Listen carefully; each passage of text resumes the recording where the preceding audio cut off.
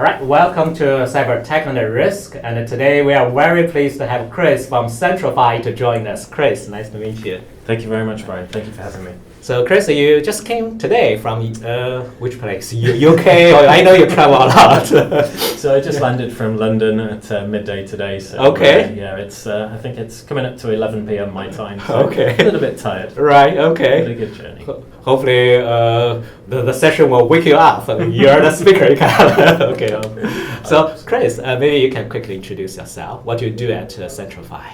Yeah, sure. So I am Director of Product Management at Centrify. So I sit within a product management team that looks after our product strategy, our roadmaps, and looking at competitive analysis, intel, gap analysis, and things like that. And we really set the vision of the company, of the products, work very tightly with our engineering team, who then do all the magic behind the scenes in making the crazy ideas that we have in our head work. Wonderful. Because I also had a little bit product management background, so I know it's not an easy job totally. So you have to define a lot of requirements and not only current but the future predict. Yeah, massively, and it's a big change. You know, right. You grow up. There's traditional paths going from support into engineering, consulting, delivery. Product management is definitely a different side. It's a lot more about managing expectations, whether it be internal, external, with customers, etc. But a good challenge. Yes. Okay. Cool. And specifically for today's topic, we talk about PAM, right? So privileged access management. Can you share us some insights you have from product point of view or whatever area and angle you can look at that? Yeah, sure. So I mean, I've worked in the privilege management space for 15 years now, and when I started out, there was a very harsh lesson that I learned, which was don't exceed the capabilities of the product that you're putting in place, or don't try to. Okay. And it's a kind of tale of evolution of PAM, right? When the first PAM product came out in the market, it was 1985, and it was a Unix Linux elevation tool. Okay. Yet when you speak to clients now, most people think PAM is password vaulting. That started in 2001. From an evolution piece, you know, now people think of privilege management as passwords. And really, password management is all about protecting the data center. If you look at risk, look at the cyber kill chain, attack chain, however you may want to term it, it's very rare that a data center gets broken into.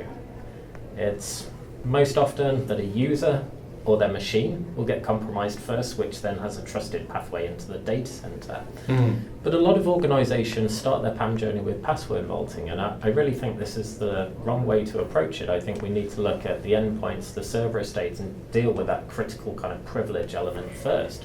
Okay. For me, password vaulting is break glass access, rotation of default built-in credentials, and I think we've made a lot of mistakes as both vendors and as customers of trying to put all of our eggs in a vault. So my best advice is let's go back to basics, let's use tools how they were designed and what they were designed to do, and I think we'd see a lot more successful projects if we do.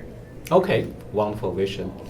And so the PAM, also I understand, although it sounds like a PAM in the industry for a long time, that the concept is there for a long time, but even until today, we still have a lot of concerns in that element, especially when you're implementing PAM project, right? It's not that easy, and so why that's not easy? Because it feels like it's been there for a long time.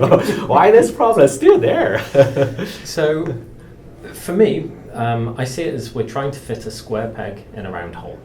Okay. So, if we look at what PAM means, PAM can be split into three categories, really. Okay. Enterprise password management, right. Endpoint privilege management, server and infrastructure privilege management. So three distinct areas of where you manage privilege.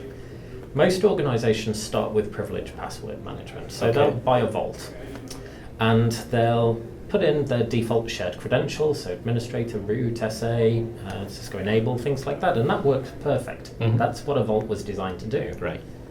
As soon as you then start to take other credentials, whether they be secrets, whether they be keys, a user's privileged personal account, the vault was never designed to hold those accounts. And this is where most projects stall, in my opinion, because they're now trying to do things in a vault that it was never designed to do. And it fundamentally then has an impact on user experience because you're changing how users work. You're centralizing their credentials, you're often centralizing the applications that they use onto terminal servers and things like that. And users will push back. If you just vault default built-in credentials, if you use least privilege on their endpoint properly so that they can still maintain their applications, keep hold of them, but you're performing that elevation on their behalf, just in time, just enough access, same on the server estate, it's a much more, I guess, conducive story, one that's much more likely to succeed. And nowadays, if you look at the proliferation of cloud technologies, we've got a lot more involved in secrets management. We have distributed and, I guess, really distributed identity silos, so different directory systems in there. We need to look at technologies that kind of bring those together so that we want one single source of truth, one single identity, and all elevation tied to that one identity. And also, it sounds to me, when you talk about identity or privilege, it's not just the people's identity and the privilege. You mentioned the application, server, whatever. There's microservices. There's all kind of things, right? Machine to machine. Right. Yeah, I mean, we are moving away from users and passwords. Exactly. We are going down a path of microservices, so it's machine-to-machine authentication, and not just with a typical username and password. You know, we've got now things like ephemeral tokens, where it's certificate-based, and we have to adapt to this world where you're going to have a temporary token. That temporary token needs to authenticate with another machine. How do we handle that? And it really is the evolution of PAM and where it's going. It's exciting times, crazy times, but it forces vendors to really think on their toes about really what is the best way of doing this, because even as a vendor, we're seeing use cases that we've never seen before, we've never had exposure to. So it's exciting.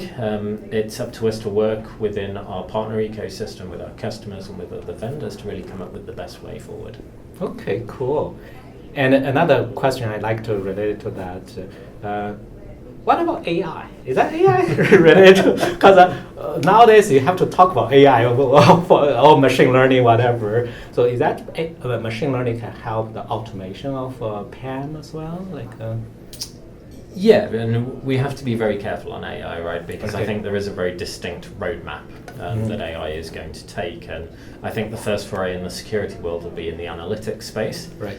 And I think as a PAM vendor, you know, we can leverage AI in analytics, so to take automated action, look at the activities that take place, and then some heuristic data that's coming from the user.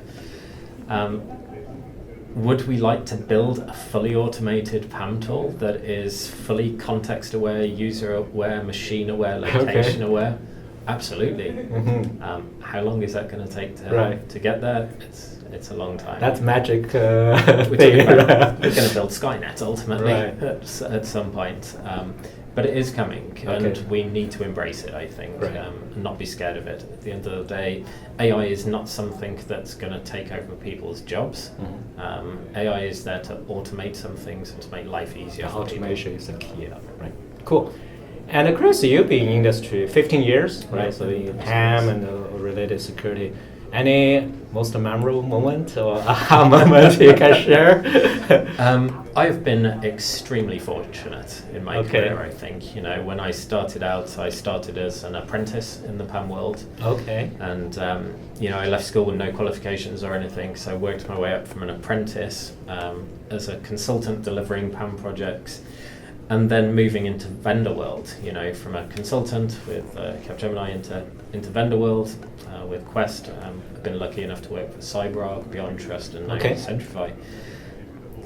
My memorable moments are really the people on this journey, because, you know, to work 15 years in PAM and to learn off so many different people who look at things slightly different but all have the same common goal. It's been truly unforgettable, and, you know, that's what I owe my career to. ultimately. Wow, that's actually, I thought from your background, product, management, different vendors, so I thought you would more talk about technology, but you mentioned people side. That's actually very interesting. Yeah, technology is technology. You know, there are some great players in the PAM world. Each one approaches PAM slightly different, and there are pros and cons to these approaches, right? Right. But technology is just a tool. Okay. Actually, the people that you work with, right, the people that you work for, and the experience that you gather along the way is far more memorable. Wonderful. Wow, that's great to learn from product manager talk about people management. Okay, cool. And so for today, we from cyber tech and risk, right? So a lot of people in the cyber technology risk, cyber security field. Do you have any tip for those members? Absolutely, you know, and there's tips for embarking on a PAM program. And then there's tips for a career. Okay. You know? So certainly from a PAM program point of view, keep it simple. Achieve the most you can with the tools that you have, and don't try and push them beyond the boundary of what they were designed to do. Okay. We've seen a lot of mistakes in PAM programs, and actually it's repeated mistakes, which tells you that there's a problem overall. So I would, go back to basics. Look at what the tools were first designed to do, use them for that purpose. Don't try and change users and how they work. Users will always push back, and users will always win. Yeah. Okay. No matter what you say from a security point of view. Like it or not. That's it. Yeah. But also embrace different technologies. Okay. I think we see it time and time again now where people have multi-PAM vendors in their ecosystem, and I think there's definite pros to doing that. Each vendor has their own strengths and weaknesses. And don't be afraid of the cloud. A lot of people are still very protective when it comes to privilege and kind of talk about, we need to have our arms around this. No. Right. Let's embrace cloud technology, let's use cloud economy and scalability and things like that. From a personal point of view, I have a motto in life, it only takes one person to believe in you. And I think get yourself a mentor that sits in our world. Right. And we are always more than happy to talk to people, advise people. Yeah. Don't be afraid of people. Okay. In your mid-30s, you're around this whole generation of younger people growing up that in reality are way smarter as a technical person than what I am. But let's not be scared of them. Let's embrace them and the crazy ideas that they come out with. You always can learn from different people. Actually, may not be just in your domains, but you can learn from multiple domains that are relevant to you, right? Absolutely. Everybody's different. Everybody looks at things slightly different, so we can all learn from each other. So embrace it. And there's no such question, or no such thing as a stupid question. So don't be afraid to ask or ask for help. Okay, wonderful. All right, all those are great insights. Thank you very much, Chris. Thank you very much for having me. Yeah, thank you.